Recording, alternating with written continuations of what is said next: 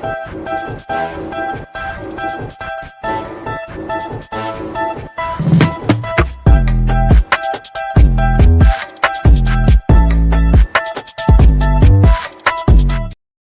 everybody. I'm Candid Frank. That's Gary Groob. And we have Owen Hiltz of the Toronto Rock, who's taking a little bit of time before he has to do some coaching. Owen, thank you for coming here. I really appreciate you being here. We do. Of course. Thank you. Well, okay. We always start with the first question. How did you pick up a stick? Coming from Peterborough, lacrosse, it's lacrosse heavy, and Hiltz family. I'm sure you guys know the name. Kind of just was given to me as soon as I was born. As soon as I could walk, I was holding the stick, just out there walking around playing. I think we called it Timbits lacrosse or something like that, and jerseys were all scraping the floor. So, but yeah, just like a family thing. That's kind of how I got into it. All right, so that's how you got into it. But what kept you in it? Probably family. Mom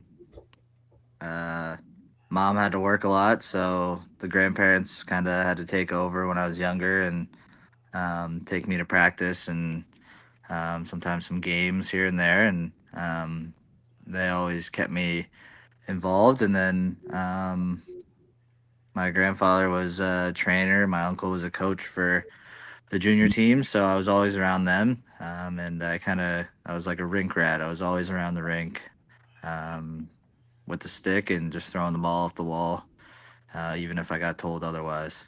Now you're a big rat at the rink. You're a coach too. What brought you into coaching? Yeah, the Toronto Rock, we just do. They give the players some opportunities to make some extra money and give back to the community, and um, coach Mondays, Sundays, and Thursdays are the usual times, just for the younger kids, and then we coach U17, U21s Monday nights. So it's good stuff. What do you take from being a player and coaching? When you're coaching, is there anything that just get us inside the bubble of being a coach and a player? Well, for these guys, it's more just like kind of giving them a guideline and helping them out with like little things. I remember when I was that age,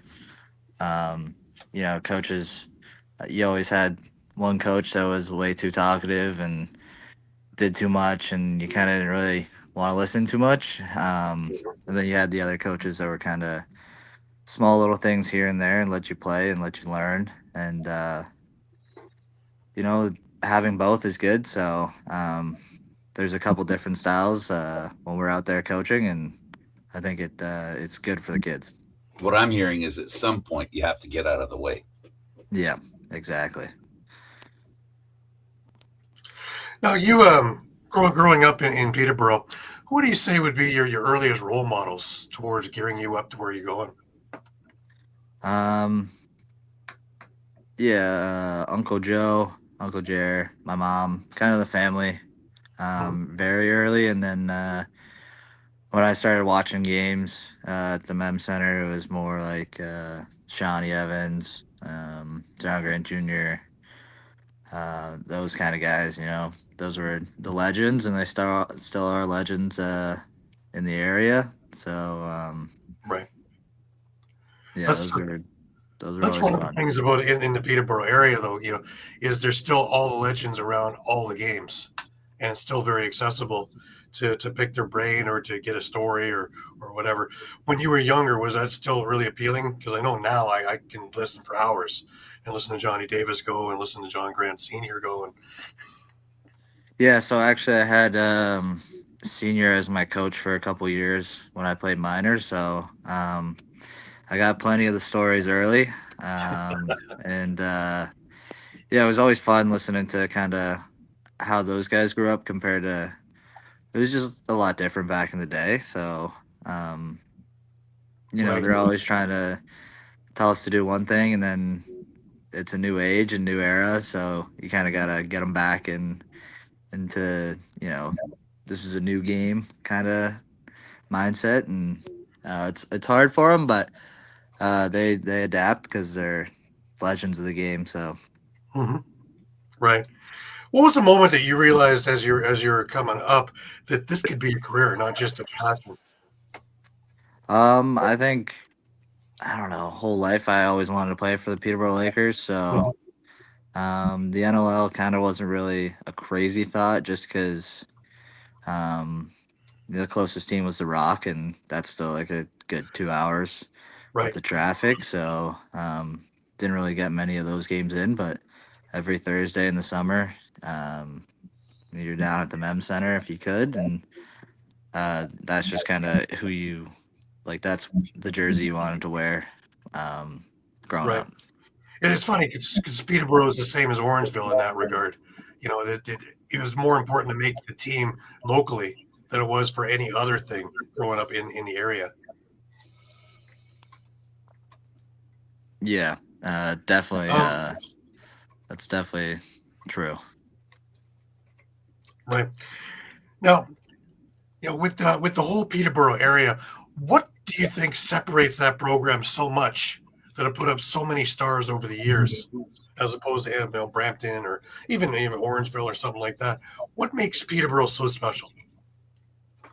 Um, it's a good question. I think it's just a smaller city. So you grow up with these guys. You go to high school with most of them. You play your whole life with them, and um, eventually you guys are all in the same junior team. For the most part, I know nowadays, like these days, there's lots of trades and whatnot, and you get a bunch of guys from out of town. But um, those earlier, like 2010 to 2015, those junior A teams were all local guys, and Right. um, playing with a couple of them 2 summers ago with the Lakers, they tell stories about how they all played with each other the whole year and every year, and then they got the junior, and everything was already clicking because that's just how the lacrosse world works in Peterborough. Right. Let's move on into high school. And you went over to Culver Academy, which was one of the top prep programs in the U.S. What led you into there first off, and what got you hooked up with Culver? So there's a couple Peterborough guys that um, attended before me. Um, Courier, Walker, Hmm. um, Trolley, and Mike Robb. And Mike Robb was still there. He was there for a year before I got there, and the coach always comes down to qualifiers and watches, scouts out some Canadians, and saw me and um, knew Courier and those guys, so got my number and Right. gave me a call and asked if I wanted to just come take a visit at the school, Hmm. and took a visit. It's a beautiful school, not a great city, it's in the middle of nowhere, but Right. I think that's good for kind of the school it was. Hmm. More of a military school and leadership. So, Sure. but yeah, went there, did the visit, um, really enjoyed it. Then the following year, um, was shipped off. All right. Well, you put up monster numbers while you were there, and you were ranked as top inside the cross power 100. What was the biggest lesson you learned while you were there in those years? Probably um, like leadership stuff. You know, um, our coach was big on making sure you do the right thing at the right time, all the time. Off the field, on the field, um, cleaning up after others, making sure you leave the place cleaner than you found it, and stuff like that. And I think that kind of translates to in the game when you're getting sloppy and whatnot, you can kind of fall back on those kind of principles that were set, and then you can kind of get back on track. Right. Now, they also played a national schedule, which helped you get ready for college and that kind of spotlight. Um, did that work well into your favor early on, or did it just kind of adjust as you went along? What, the adjusting to college or just Yeah, well, the schedule that you were playing in high school, getting you adjusted to that kind of idea for college. yeah, no, it was perfect because the Midwest, there wasn't too many powerhouses, Mhm. maybe like two or three, but the travel is uh kind of the biggest prep, I would say, in like the competition. Going playing the best teams, and you're gonna have to travel for some of the games. That's just like college. Not every game's a home game, so Right. um, and yeah, just on the road all the time. Still doing the right things and making sure you're still dialed in to play. Sure. Now, here's my question to you. You committed to Denver and you wound up going to Syracuse. What changed your mind before getting into Denver? I would just say the distance, from Peterborough, Mhm. it's pretty far, and uh, family's a big thing, and going away from high school is tough. They didn't really get too many games, even when I was in high school, so Right. um, Cuse is 4 hours from home, and it's just a drive away, and I think I got almost every member of my family down to at least two games, and it was Right. awesome. Let's talk about the Syracuse in general, like a story program. Gary Gate is your coach, of course. Let's talk about walking in first off in your rookie year and looking around and you're here. And what's the feeling? Yeah, it's cool. So at Cuse, you don't actually like the dome isn't really you don't play there every day kind of thing. Right. So that's a whole different story. But even just going in and just like setting up in the locker room, seeing your name in the locker, um, they got multiple names above um, for guys who wore your number in past who have donated back to the program.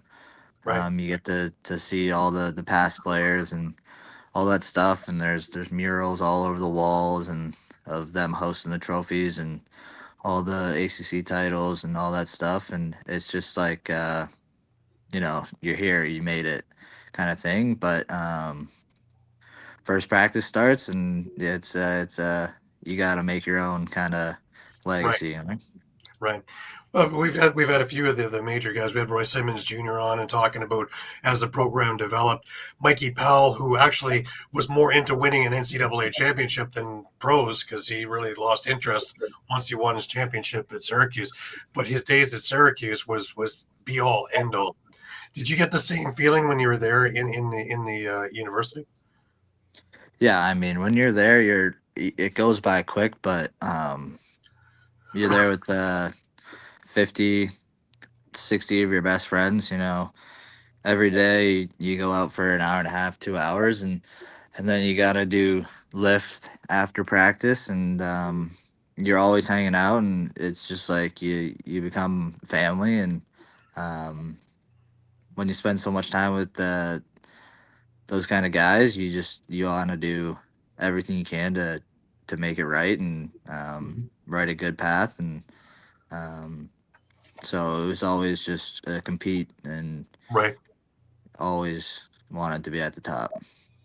No, you set a program record, having a point in every single game. How do you stay mentally locked in? At this stage, everybody is talented. How do you stay mentally locked in to be that good all the time? Um, I wouldn't really think it's much. we just had a very good offensive coordinator who kind of throughout the week we would do different things, game plan for games, and he would really dissect the defense and kind of find openings. And he threw me into a position where kind of I'd be either making a play or putting the ball in the net, and um, it kind of just went from there. Right. Well, you talk about growing with the program. You got to wear the C as a co-captain in 2025. Talk about getting that honor bestowed upon you. Yeah, it was awesome. It's always a good feeling when the guys vote you for a captain. They see you as a leader and someone that they can trust. It just kind of boosted some confidence and um, allowed me to speak up more. I think I Right. wasn't very vocal. Still not very vocal. I don't really like to talk, but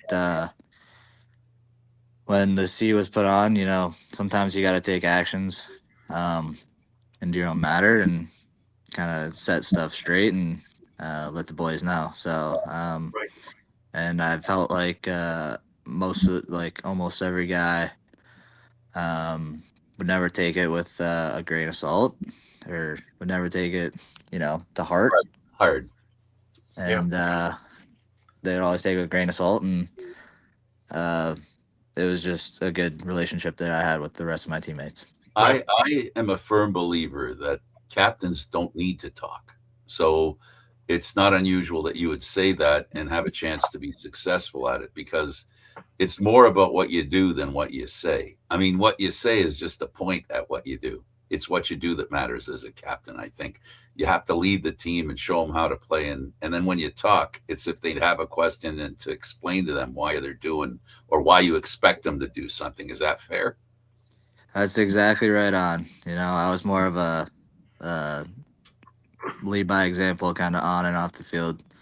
Um, you know, on the field, always working hard, trying to do the right things. Even if I mess up, not getting down on myself, kind of staying in the play and waiting for the next opportunity. So, The less you say, the more the point gets made. Is my take on stuff like that. Because the more, remember, you were talking about coaches who talk and talk and talk.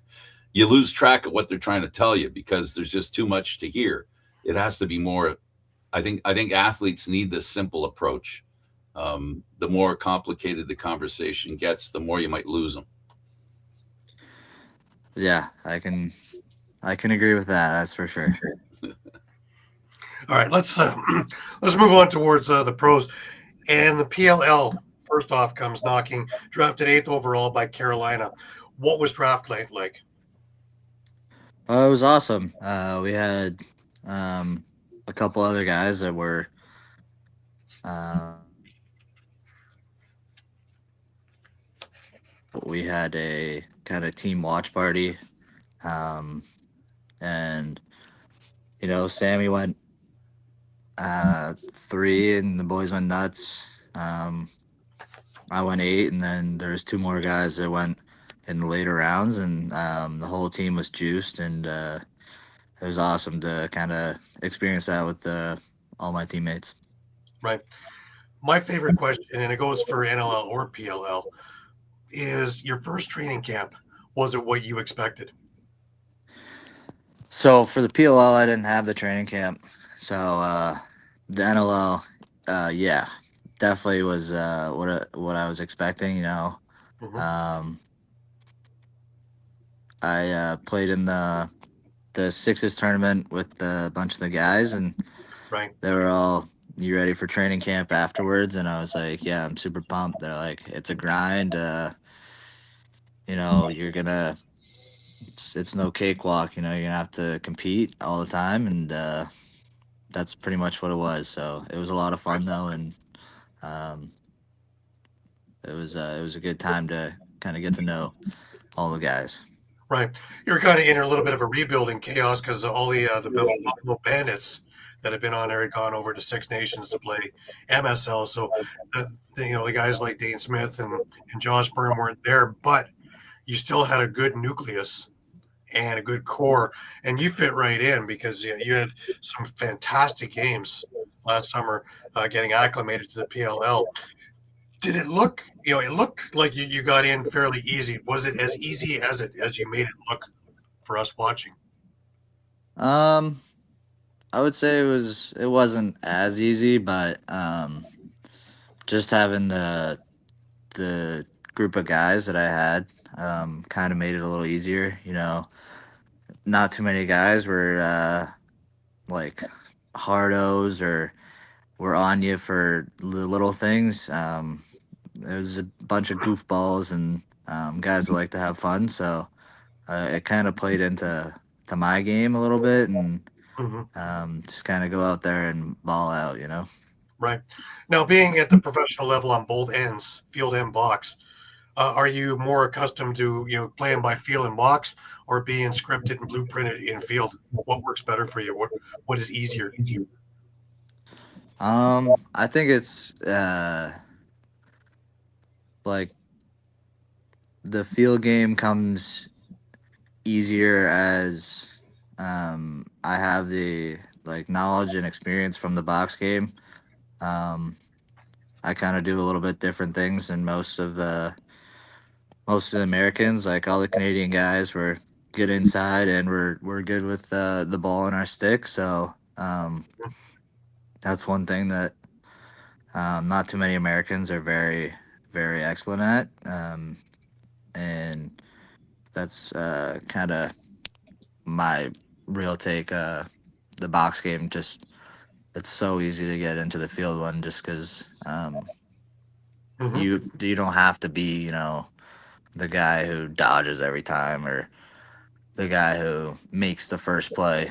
Right. You can be that second guy who's you know either shooting the ball or making another play or cutting through the middle and finishing on the crease. You don't have to be the superstar change of direction dodger. Sure, sure. The one thing that came across, especially in the Toronto Rock preseason, was, well, one was your speed, but number two was just an absolute dynamite shot. Have you always had that shot, or have you worked really hard to just build on that? Um, I think just at a young age, I had pretty good coaches. Did those legends, Shawnee and those guys used to run a camp, and I've always there's been one thing that stuck with me the whole time that I've learned from there. It's get your feet set before you shoot. So when the ball's in the air, if your feet are set, then you can shoot it faster, and that just kind of allows you to shoot the ball without the goalie being fully set. And all you really need is just a quick look at the net, see where the goalie's not, and you just got to shoot it there. Right.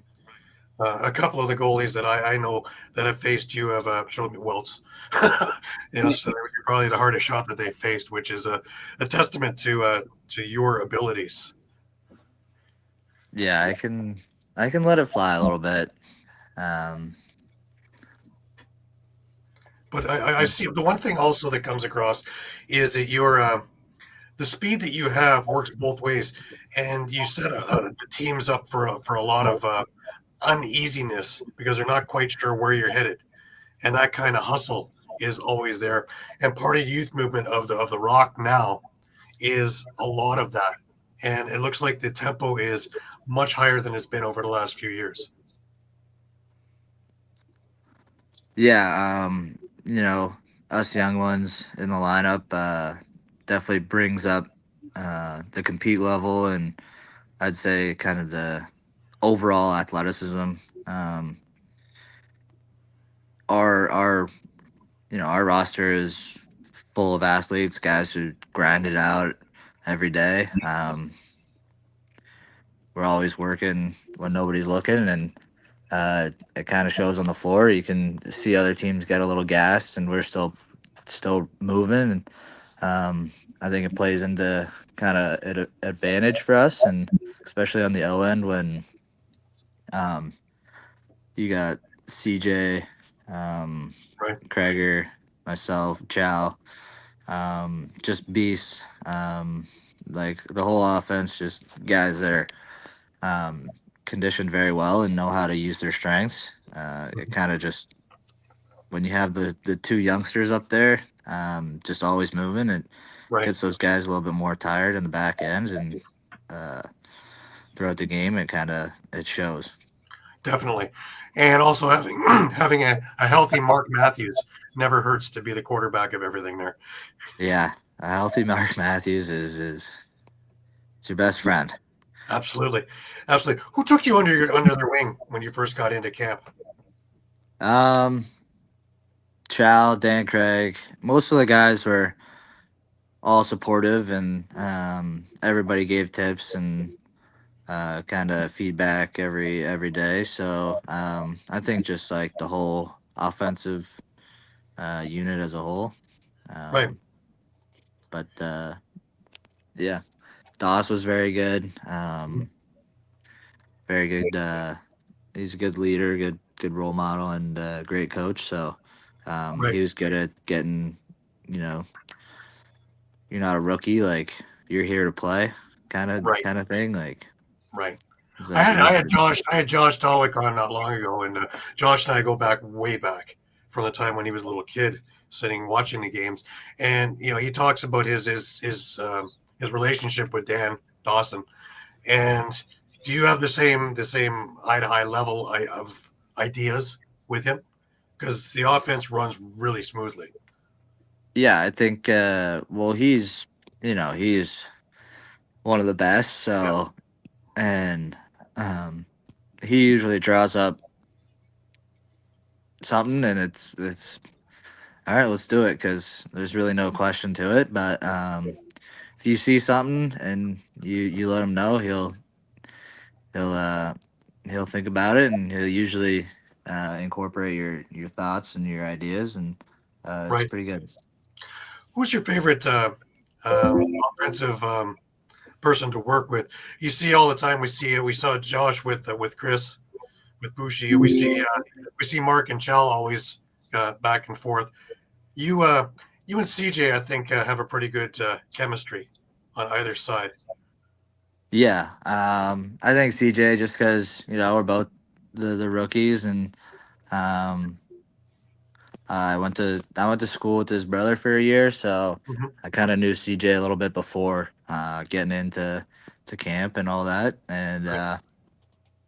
he's just such a unique character, always energetic, always pumped up, um, just an absolute grinder and a beast on the floor, and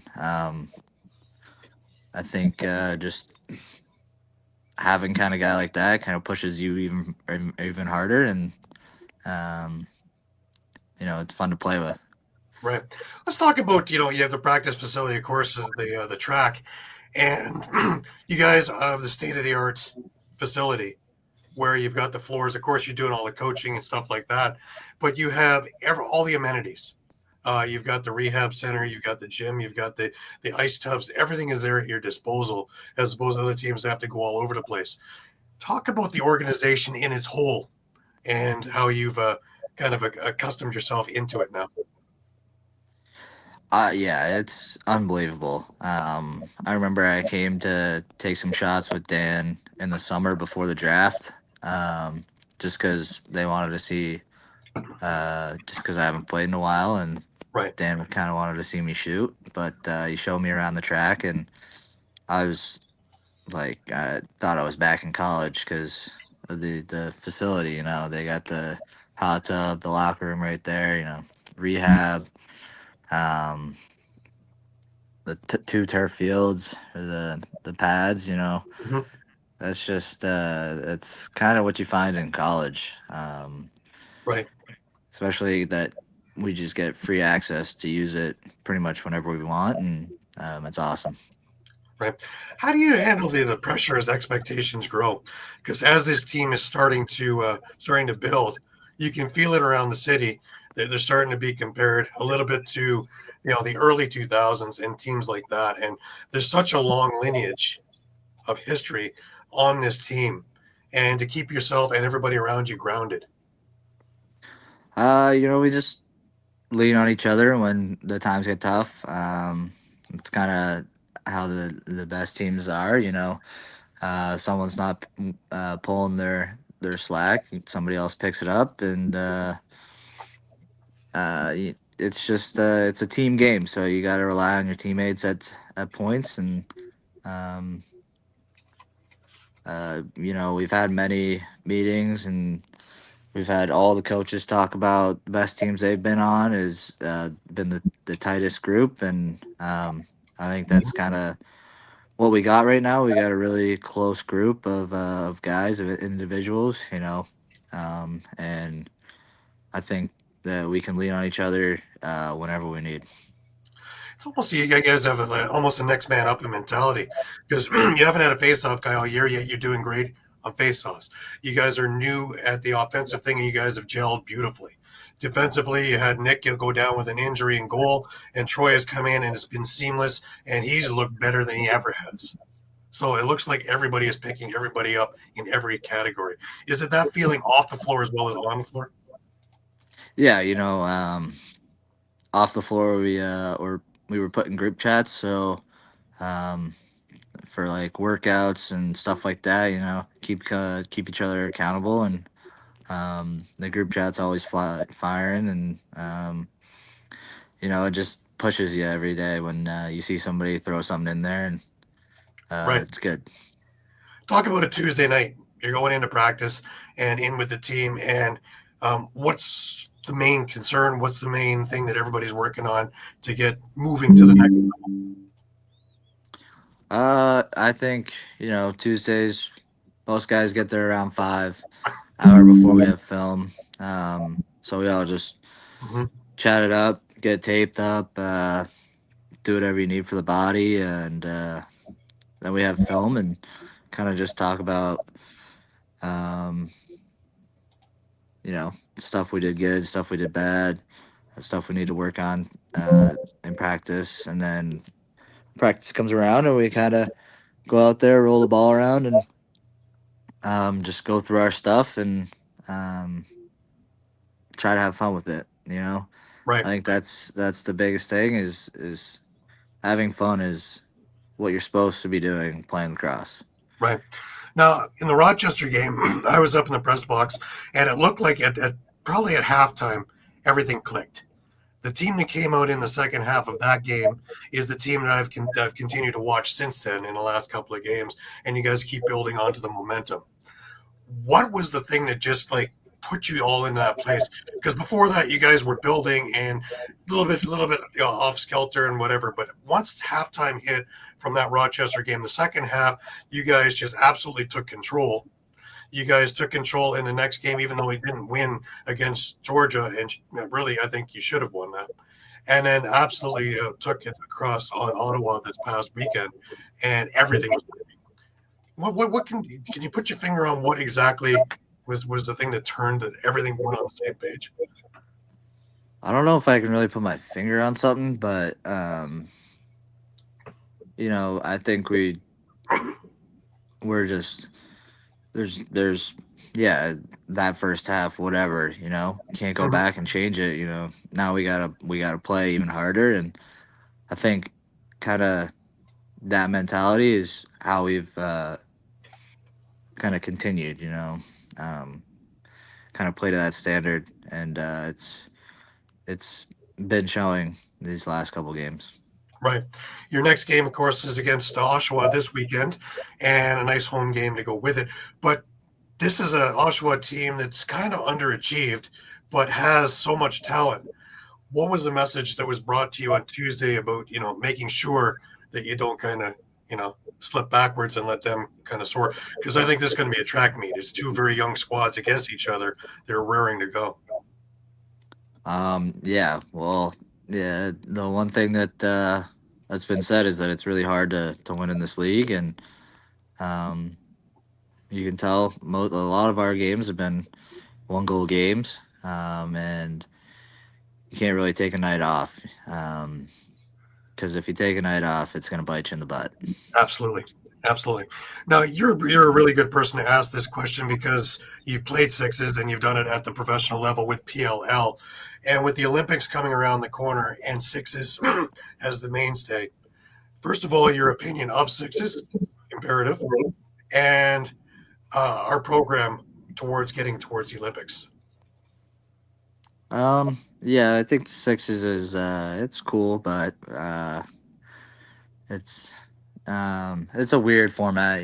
You put the ball in the net and then you got to sprint all the way back on defense, and I think it was just that they didn't want to play box lacrosse, I guess, in the Olympics, so they made this new game up, and Kind of but shitty it's on the field. good, it's fun.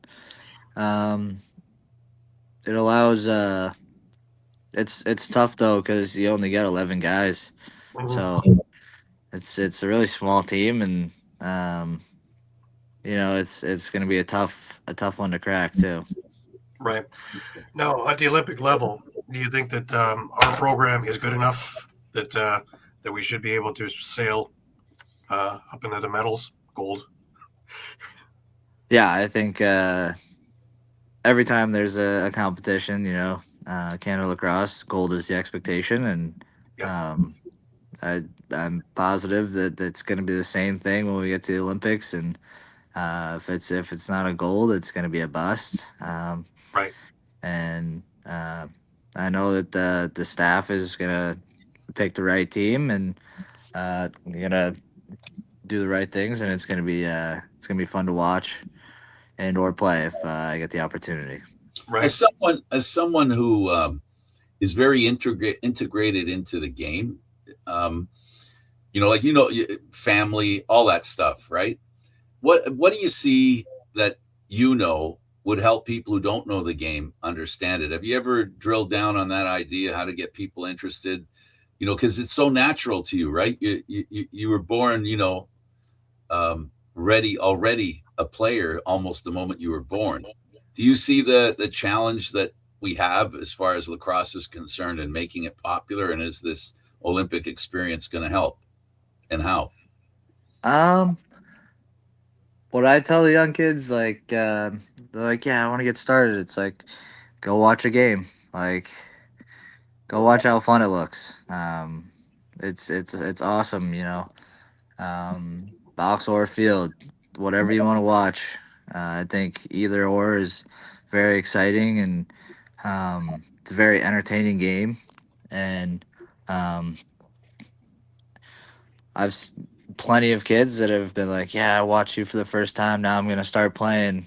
And I'm like, "Well, just stick with it. It's gonna suck for a bit, but stick with it, and it'll get fun." Yeah, Um, the reason I was asking is because um, it sounded like you want to see box played. How much? Because one of the things Gary and I wonder about is how are we going to go from being at the Olympics, having a chance to have new people have eyes on it, and how do we take advantage as quickly and as easily as possible? Would you think that mentioning box lacrosse, mentioning field lacrosse as games, if you think this is good, wait till you check out box lacrosse. Should they do that? Like try to get people to see more than just the sixes, because there is not much to see sixes wise, right? I think at the Olympics they should definitely mention like the other styles of lacrosse, especially because the sixes is brand new, and it's definitely not going to be perfected. I'd say by the time 2028 rolls around, but it'll be pretty entertaining and very very well coached out.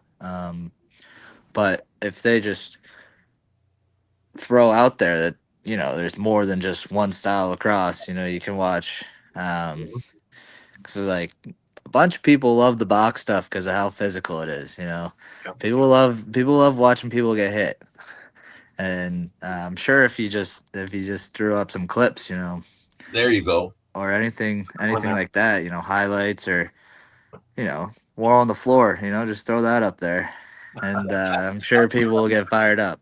That's what I'm hoping. I'm hoping that the NLL will release some of the permission to show some of their footage if they need to. While they're showing the sixes, they should show field and they should show other lacrosse and let the people know that there's different versions of this. And I agree with you. I think there's a certain type of fan or player that is drawn to the physical nature of box lacrosse. Yeah, yeah. That's a big thing. People love physical sports. Right. They also love some of the other things, like you've been in the PLL with the All-Star game and all the skills and things like that. Do you think the NLL is missing the boat by not having an All-Star game, an All-Star weekend, and showing the skills and everything else now that they have ESPN and TSN in their corners, and they help get that out? No, I think nowadays the All-Star game is it's going downhill. You know, you see it in all these other like sports. The Pro Bowl just happened for football, and I mean it's fun to watch, but it's not as entertaining. You know, you don't get to see the compete or anything like that. You it's like fun stuff. You know, cool trick shots or like crazy checks or something like that. But I don't know if you could do that for the box. You know, it's Right. People are wired different. You know, for me, it isn't just the physical part; it's the work part. It's watching guys work. You know, the effort. That, you know, the physical part is all, you know, a big part of it, but it's the effort as well that players have to make. You know, to play the game, running up and down that floor. They're not on ice skates. Yeah, that's the part of box lacrosse that always amazes me, is how well players can move around on the floor. And I always close one eye when I watch you guys fight, because, you know, you can plant your feet on the ground, and I'm saying to myself, oh God, something bad might happen here. Yeah, I don't really know how that's still allowed, but it's part of the game. So it has been for years and years and years. I'm sure it's not going to go away either. I don't think so either. I don't think so either. I said I had one eye open. I didn't close both eyes. Ironically, the biggest viewing thing I had of a clip that I put up was I was at Rochester for the Hartley Demude fight, the goalie fight, and it got over 2 million views. So, yeah, people are interested in watching fighting still. Yeah, I don't think that'll change. Yeah, not anytime soon. Looking forward, I know you're just at the beginning of the career, but you talked about coaching. Is that something that intrigues you or interests you going down the road? So, yeah, probably way down the road, but I'd like to get back and coach a little bit myself. Right? Does it at your level here? Does that intrigue you to be something like a Dan Dawson or something like that down the road? I mean, not at the moment, but I'm sure it might click one day. Right. You know, you never really know what you want to do until you get there. So some days it just clicks and you want to do something else. But as of now, I'm not a crazy interest in that kind of stuff. Sure. Now, with all this going on and with TV and everything like that and more money coming into the game, do you think that this is going to be a full-time gig for you or for guys down the road from you? I think there's a big possibility with both leagues now that you can make enough money to be full-time lacrosse. You see some guys who play both, like Blaze Reardon. You know, he plays the PLL, plays in the NLL, and then he runs a lot of clinics. Right. And I think he's lacrosse only. I'm pretty sure there's a handful of guys that are like that, and I think it's only going to get better and easier for guys to kind of do that. The more the sport kind of builds. Right. Well, we got guys who coach at the Hill during the day too, right? You know, the Jeff Teets and Riley O'Connors and guys like that, and then come in and play games. Working for Jamie also helps because there's other things other than just playing that come along, like coaching the junior stuff and things like that for track. So down the road, I think it's a little bit easier for you guys now as opposed to somebody who was 10 years ago trying to make a full-time career out of lacrosse. Am I on the money, you think? Yeah, definitely. I've heard some slander around the locker room about rookie contracts way back in the day, and they're pissed. they're not happy about ours, but that's how it's a new day, We made $2 an hour when we started working, and guys are coming in now at $20 an hour, and that was a pipe dream when we started. So it's the same with everything else, right? So, we got to go with the times, and you take a look at the skill. You also take a look at the time that was invested that you have put in your lifetime to get where you are now. And when I was in music, they always told me, you never ever apologize for getting a big contract because no one was there when you were practicing and doing everything else for free. So, you always keep that mindset is that, yeah, you've earned it. Exactly. That's a good point. Now, I know you got to get out and coach in a few minutes, so I don't want to keep you too long. I just want to thank you for taking the time with us. I wish you the best of luck this week, and I wish you the best of luck in the season and with your career. And truly hope that we see a lot of you in the next number of years. Thank you. Thanks for having me on. Absolutely. I'd like to thank you as well, and also understand and know that the Toronto Rock as an organization and as a logo, if you will, carries a really heavy responsibility, and you wear it well. Congratulations on your career, and good luck with the coaching, and good luck playing for the Toronto Rock. I know there's a lot of pride in that room, and there's a lot of pride in the organization, and it's a pretty heavy banner to carry. So congratulations and good luck on carrying it. Thank you. You're welcome. Absolutely. Yep. Thanks for watching, everybody. This is NLL Lacrosse Talk. We'll see you again next time.